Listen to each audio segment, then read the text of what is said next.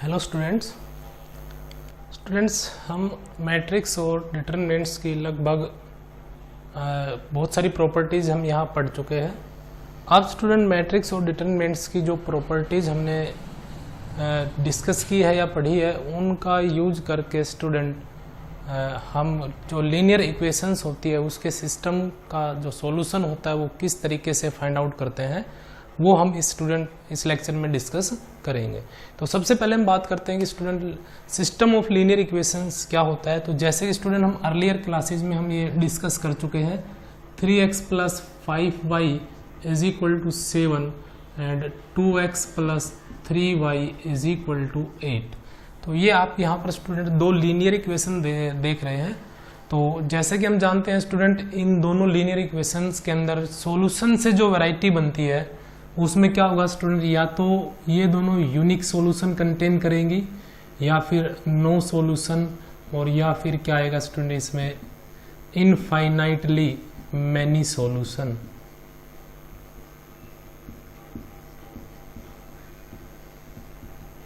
इसका मतलब क्या है स्टूडेंट कि जब आप इन दोनों इक्वेशन को सोल्व करेंगे तो x और y की अगर मान लीजिए स्टूडेंट पर्टिकुलर एक एक वैल्यू आ जाती है तो उसको हम बोलते हैं यूनिक सॉल्यूशन, और x और y की स्टूडेंट मान लीजिए कोई वैल्यू नहीं आती है तो उसको हम बोलते हैं नो सॉल्यूशन। और ऐसे बहुत सारे स्टूडेंट सॉल्यूशन है जो इन दोनों को मान लीजिए सेटिस्फाई कर रहे हैं तो हम उसको बोलते हैं इनफाइनाइटली मैनी सॉल्यूशन। तो ये स्टूडेंट हमने इक्वेशन जो लिखी है ये 2 वेरिएबल में है। इसी तरीके से हम 3 वेरिएबल में भी अगर इक्वेशन को लिख देते हैं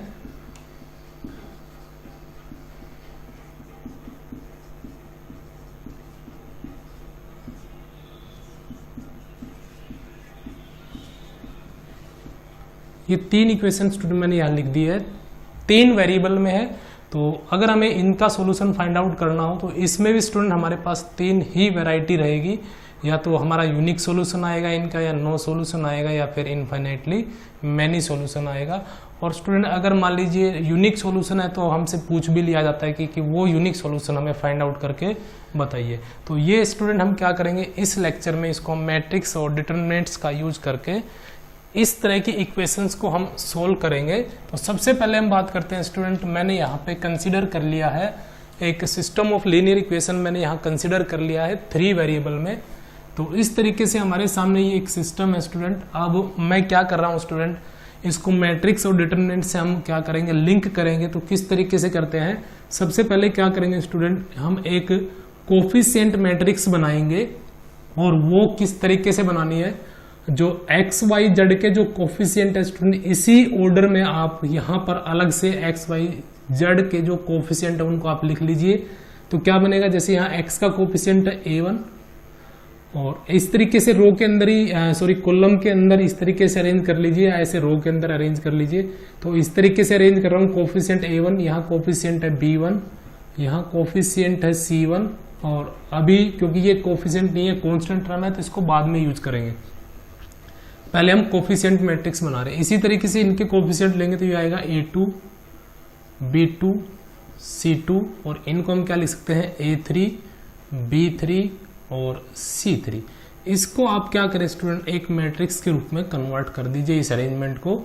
अब इसके बाद क्या करना है स्टूडेंट, आपने एक और मैट्रिक्स बनानी है यहाँ पे, और क्योंकि इस मैट्रिक्स में आपने कोफिशिएंट लिए हैं, इसमें क्या है स्टूडेंट, जो वेरिएबल है वो एज इट इज इसी सीक्वेंस में आप यूज कर लीजिए x y z, और इज इक्वल टू में स्टूडेंट जो आपके पास कांस्टेंट वैल्यू है वो इज इक्वल टू में एक नई मैट्रिक्स बना दीजिए d1 d2 d3। तो जब स्टूडेंट आप प्रोडक्ट करेंगे इस मैट्रिक्स की, इस मैट्रिक्स के साथ प्रोडक्ट करेंगे फर्स्ट रो फर्स्ट कॉलम के साथ, तो देखिए आपके पास क्या आएगा, a1x plus b1y plus c1z, और इज इक्वल टू में, क्योंकि ये मैट्रिक्स है तो इस मैट्रिक्स को प्रोडक्ट के जब करने के बाद जब इक्वेट करेंगे तो ये पहला जो एलिमेंट है d1, तो इज इक्वल टू में d1। इसी तरीके से इस रो की जब हम इस कॉलम से मल्टीप्लाई करेंगे तो आपके पास ये सेकंड जो इक्वेशन है वो बन जाएगी a2x b2y और c2z। इसी तरीके से तीसरी करेंगे तो ये बन जाएगा। तो इस सिस्टम को स्टूडेंट आप मैट्रिक्स सिस्टम में इस तरीके से कन्वर्ट कर सकते हैं। अब स्टूडेंट यहाँ पे क्या करना है, ये जो मैट्रिक्स है आपके सामने, जो कोफिशिएंट मैट्रिक्स बोली जाती है, इसको आप अपनी तरफ से कंसिडर कर लीजिए ए। अब स्टूडेंट क्योंकि हमें मान लीजिए इसको सोल्व करना है और एक्स वाई जेड की वैल्यू हमें फाइंड आउट करनी है, तो ये जो मैट्रिक्स है इसको मैं कैपिटल एक्स से रिप्रेजेंट कर रहा हूँ और इक्वल टू वाली मैट्रिक्स को मैंने स्टूडेंट जो कांस्टेंट टर्म से बनी है उसको मैंने बी रख दिया। तो हमारे सामने सिस्टम क्या बन जाएगा student, A X is equal to B, A X is equal to B. तो इस तरीके से ये हमारे सामने जो एक नया सिस्टम बन जाएगा। अब स्टूडेंट हमें इस मैट्रिक्स सिस्टम से ये डिसीजन लेना है कि ये जो लीनियर इक्वेशंस आपने लिखी है इनके वन सॉल्यूशन यानी यूनिक सॉल्यूशन होगा या फिर नो सॉल्यूशन होगा या इनफाइनाइटली मैनी सॉल्यूशन होगा, ये डिसीजन कौन लेता है स्टूडेंट। ये जो हमारे पास ए मैट्रिक्स आएगी, जो कोफिशिएंट से मैट्रिक्स आएगी, इसका हम क्या निकालेंगे स्टूडेंट, डिटरमिनेंट फाइंड आउट करेंगे। तो इसका डिटरमिनेंट स्टूडेंट देखिए हमारे पास दो कंडीशन आएंगी यहाँ से। इसका डिटरमिनेंट जब आप फाइंड आउट करेंगे तो हो सकता है नॉन जीरो आ जाए और इसका डिटरमिनेंट स्टूडेंट हो सकता है जीरो आ जाए। तो यदि मान लीजिए आपने इस कोफिशिएंट मैट्रिक्स का स्टूडेंट डिटरमिनेंट बनाया और उसकी वैल्यू फाइंड आउट की, वो नॉट इक्वल टू जीरो आती है, तो हम कहेंगे स्टूडेंट हमारा जो सॉल्यूशन है वो कैसा होगा, यूनिक सॉल्यूशन होगा। और अकॉर्डिंग टू एनसीईआरटी स्टूडेंट हमारा जो सिलेबस है वो यूनिक सॉल्यूशन तक ही कंसिडर आपने करना है। इनफाइनाइटली मैनी सॉल्यूशन का केस इसमें इंक्लूड नहीं होगा, लेकिन हम यहाँ मेंशन कर देते हैं इसमें। अगर डिटरमिनेंट की value not equal to zero आती है तो सॉल्यूशन कैसा होगा, यूनिक सॉल्यूशन होगा और आप इसका सॉल्यूशन इजीली मैट्रिक्स मेथड से जो अभी हम डिस्कस करेंगे उससे फाइंड आउट कर सकते हैं। उसके बाद हो सकता है स्टूडेंट ये जो कोफिशिएंट मैट्रिक्स है इसके डिटरमिनेंट की वैल्यू हो सकता है जीरो आ जाए, यानी ये एक ऐसी हो स्टूडेंट सिंगुलर मैट्रिक्स हो जाए। जैसे कि पहले मेंशन कर चुके सिंगुलर मैट्रिक्स में डिटरमिनेंट की वैल्यू जीरो होती है।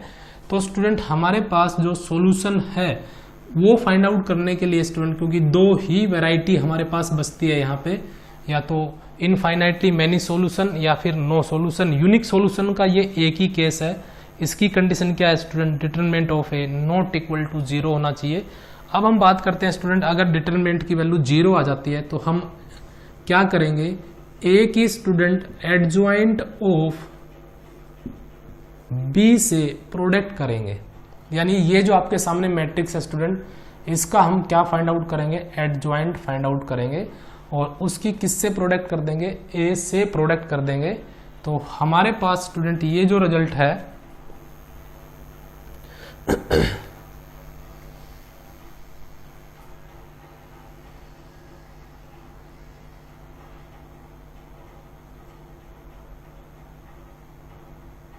सॉरी स्टूडेंट यहाँ पे आपको थोड़ा ध्यान रखना है कि एडजॉइंट ऑफ ए की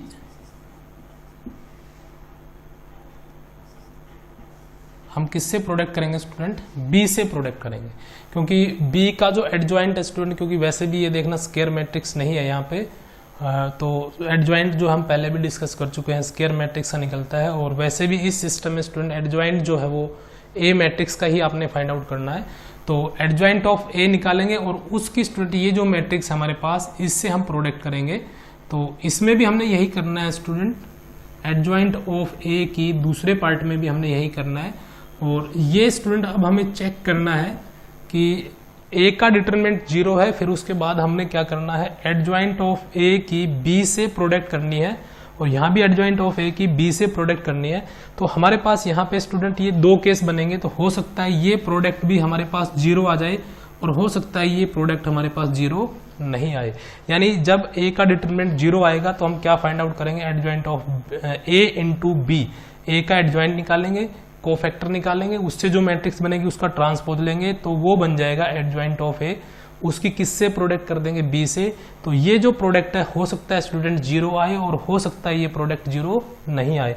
तो अगर मान लीजिए स्टूडेंट ये प्रोडक्ट आपकी जीरो नहीं आ रही है तो हम कहेंगे जो हमारा लीनियर सिस्टम है उसका जो सॉल्यूशन है स्टूडेंट वो नो सॉल्यूशन कंटेन करेगा, यानी वो सिस्टम नो सॉल्यूशन कंटेन करेगा।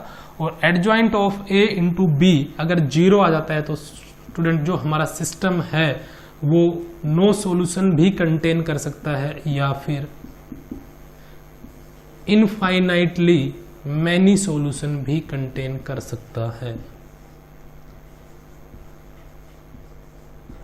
और क्योंकि स्टूडेंट इससे आगे हमारे सिलेबस में नहीं है तो हम सिर्फ यहीं तक डिस्कस करना है हमें।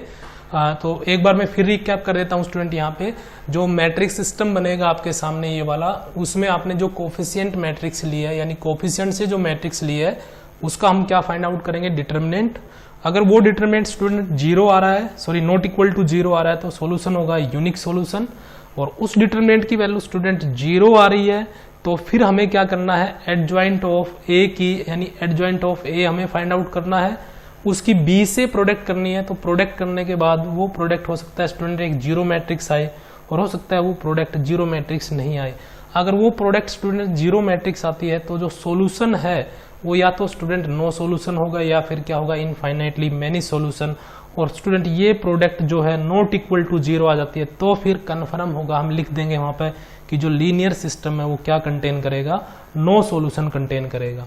दूसरा स्टूडेंट, अकॉर्डिंग टू सिलेबस हमें ये ध्यान रखना है, हमें क्वेश्चन को आगे तभी सोल्व करना है जब हमारा जो सॉल्यूशन है, सॉरी सिस्टम है, वो यूनिक सॉल्यूशन कंटेन करेगा तो ही हमें क्वेश्चन को आगे सोल्व करना है। अदरवाइज जो भी कंडीशन हमारी आती है उसको हम लिख के क्वेश्चन को वही ड्रॉप कर देंगे।